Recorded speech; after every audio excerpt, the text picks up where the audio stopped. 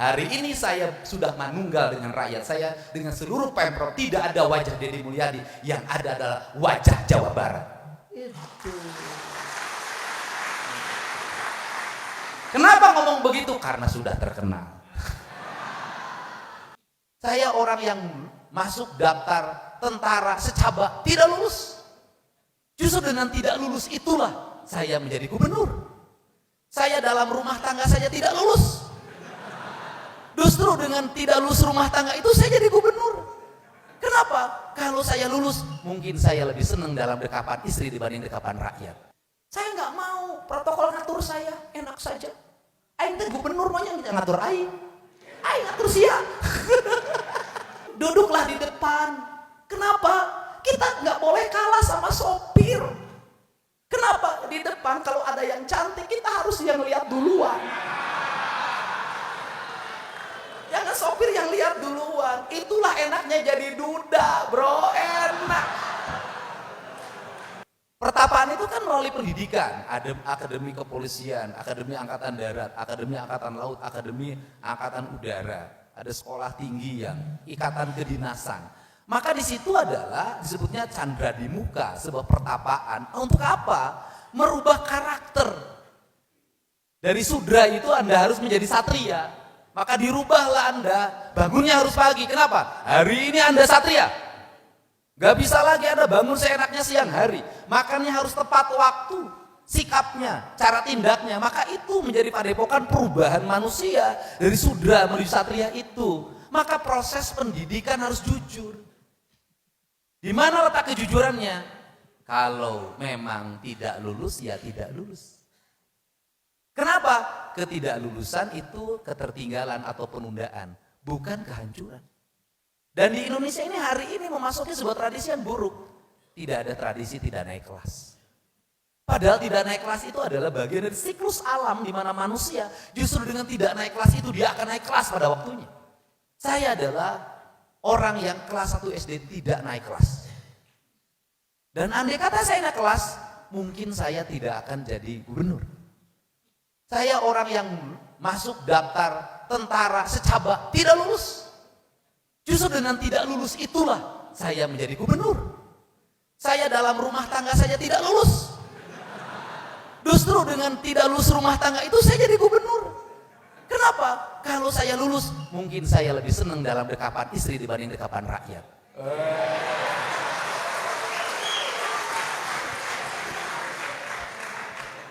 Jadi ini proses. Karena ini proses, maka semuanya harus original.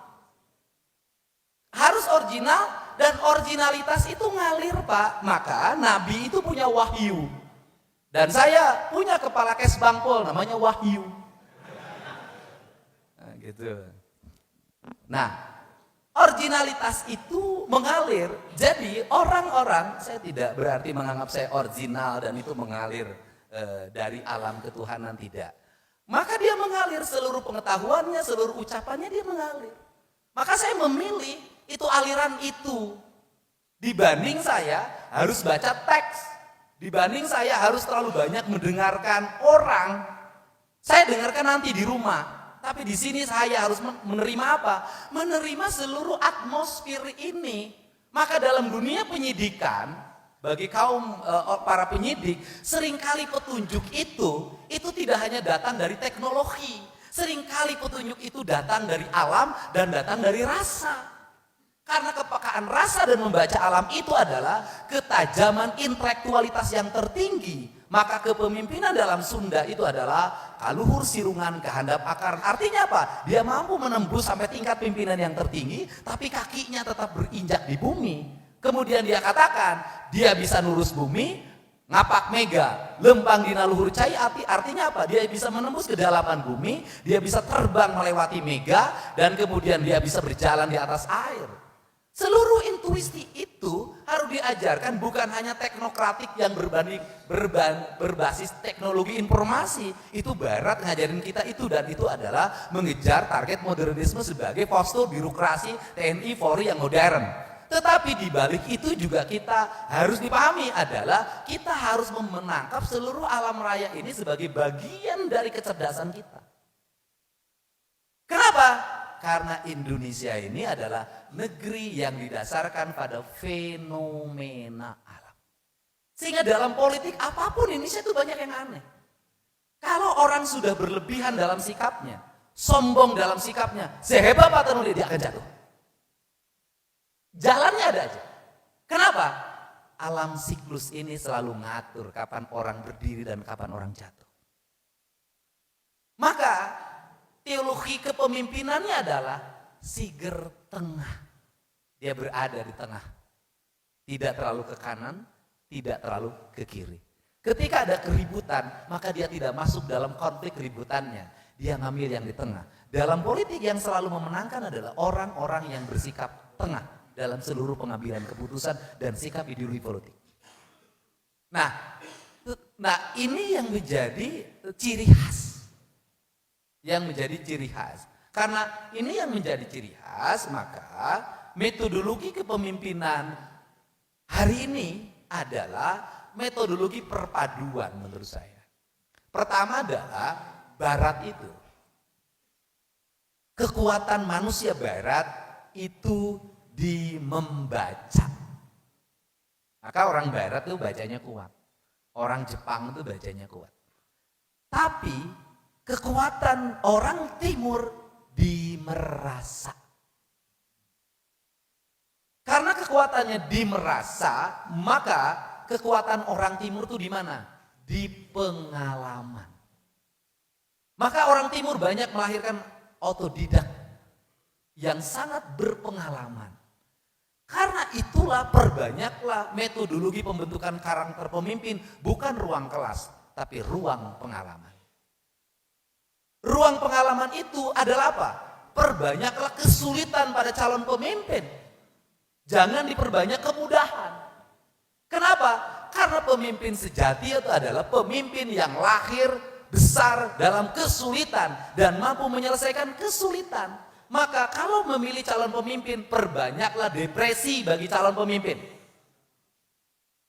Karena orang-orang yang depresi atau orang-orang stres, itulah orang-orang yang menjadi manusia yang sebenarnya. Dalam pandangan saya, orang depresi, orang stres itu adalah orang normal. Orang yang stres itu adalah orang yang normal. Justru orang yang sudah tidak stres itu namanya orang gila. Orang gila itu sudah nggak stres. Dia sudah tidak stres dengan tugas dosen. Dia tidak stres dengan tugas pimpinan. Dia tidak stres dengan tugas penyelidikan, penyidikan, penuntutan. Kemudian memutuskan perkara, dia sudah tidak stres lagi dengan itu. Maka dia merdeka. Jadi kita ini jangan kasihan sama orang gila. Justru orang gila kasihan sama kita. Tetapi walaupun mereka tidak perlu dikasihani, karena kita adalah orang waras, maka dia harus diobatin. Jangan seperti tahun-tahun kemarin. Orang gila dibikin gila sama pejabat. Kalau ada orang gila di Lembang sama Satpol PP dikirim ke Garut. Dari Garut kirim ke Tasik. Dari Tasik dikirim ke Majalengka. Dari Majalengka dikirim ke Kuningan. Dari Kuningan kirim Indramayu. Indramayu kirim ke Subang. Dari Subang dikirim lagi ke Lembang. Kata orang gila, nu gelote sia apa aing. Ini kan. Tetapi, nah tugas kita ini apa? Tugas kita ini adalah menyelesaikan dan mengelola stres itu dengan baik. Untuk apa? Menjadi energi. Semakin tinggi tekanan dalam hidup kita, maka semakin kuat kita untuk melampaui tekanan itu. Siapa yang bisa melampaui tekanan itu? Maka dia adalah pemimpin sejati yang sudah bisa menyelesaikan masalah oleh dirinya sendiri. Jadi kalau menghadapi mahasiswa sespin, ya gampang. Kalau nggak mau ngerjain tugas, nggak takut sama dosen, nggak takut dihukum, gampang, kirim saja ke rumah sakit jiwa. Dia sudah tidak peduli dengan itu semua. Artinya dia sudah terlepas dari seluruh stres itu. Dia ingin masuk alam merdeka. Sehingga dalam kaidah agama orang gila tidak dihisab. Enak jadi orang gila itu gak perlu menghadapi malaikat munkar dan nakir. Enak betul. Makanya jangan suka iri, jangan suka nyalahin orang gila. Mereka adalah manusia yang sudah merdeka. Justru kita ini yang tidak merdeka. Kenapa? Beres SPM besok aku promosi di mana? Harus gantung sama siapa?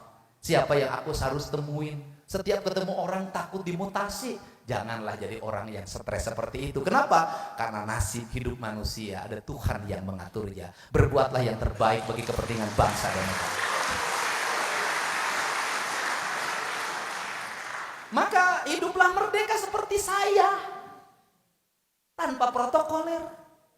Saya nggak mau protokol ngatur saya, enak saja. Aing teh gubernur maunya ngatur aing ngatur sia. Saya tuh hidup, duduklah di depan. Kenapa? Kita nggak boleh kalah sama sopir. Kenapa? Di depan kalau ada yang cantik kita harus yang lihat duluan. Jangan sopir yang lihat duluan. Itulah enaknya jadi duda, bro, enak. Nah, jadi saya adalah tipologi pemimpin yang merdeka. Kegiatan saya di vlog, saya bukan konten kreator sebenarnya. Saya adalah melakukan kegiatan-kegiatan sebagai gubernur, tetapi direkam dengan baik dan disajikan ke media sosial dengan terbuka. Pada akhirnya menghasilkan banyak follower. Itu bukan tujuan, tapi target.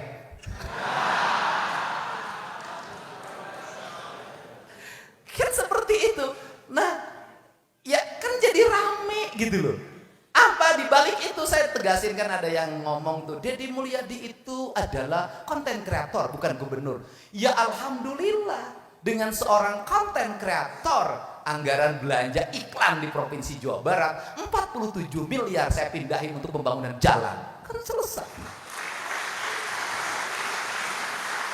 Tapi Pemprovnya tidak kehilangan keterkenalan. Nah, ini kan prinsip-prinsip dasar di era media digital. Karena hari ini banyak orang aneh, nyuruh tim suksesnya kritik orang lain sebagai konten kreator, dia sendiri dibayar untuk ngomong itu. Kadang ada ini, karena dia tuh tim sukses juga, gitu loh, kan gitu lah. Nah, saya tidak menggunakan uang negara untuk kepentingan politik personal, saya nggak mau. Bahkan saya termasuk yang melarang foto gubernur, gambar gubernur dipajang dimanapun. Kenapa? Hari ini saya sudah manunggal dengan rakyat saya, dengan seluruh Pemprov. Tidak ada wajah Deddy Mulyadi, yang ada adalah wajah Jawa Barat. Itu. Kenapa ngomong begitu? Karena sudah terkenal.